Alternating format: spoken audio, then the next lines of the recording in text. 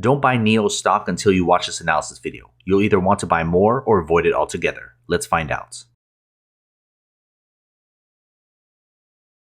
First, does the stock have a good business behind it?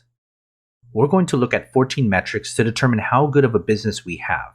Each metric will be added up to 70 to see where we are on the scale, which can range from a terrible business all the way to a great business.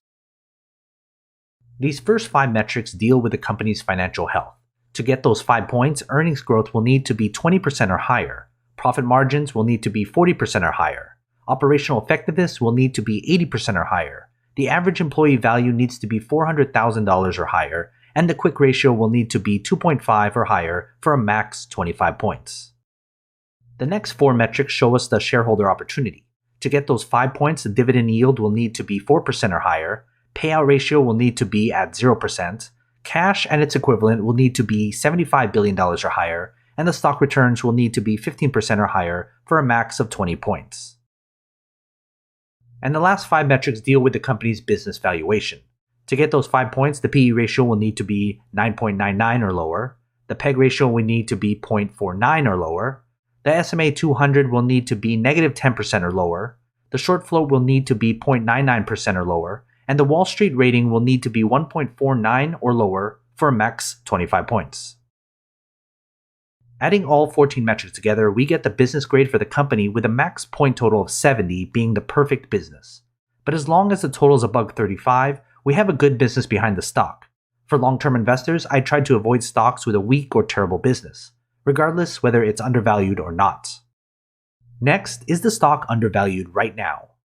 I use a 30-year intrinsic value model with a 10% margin of safety to account for any errors. This margin is purely optional, but I like to include it in my calculations to be more conservative in my estimates.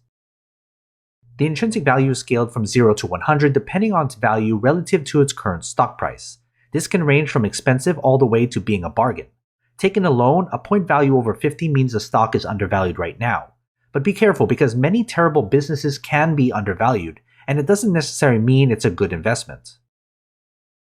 Before we get to our final grade, join my Patreon. You'll get access to every company I've analyzed, good for short-term and long-term investors. It's updated all the time. Go to patreon.com/GrowthShares or click on the link in the description. We can now add up our business grade and our intrinsic value. Taking the weights into account, we can surmise the final grade on a 0 to 100 point scale. This can range from a bad investment all the way to a great long-term investment. If you're planning to buy and hold this stock for a long time, I'd only consider the company if the final grade is above 50. If you're interested in more, I have a separate series of videos going through the intrinsic value. I actually calculate 4 intrinsic values for every company, depending on what type of investor you are. Check it out here. If you found this video helpful, leave a like and subscribe. Invest wisely, and as always, take care of your money.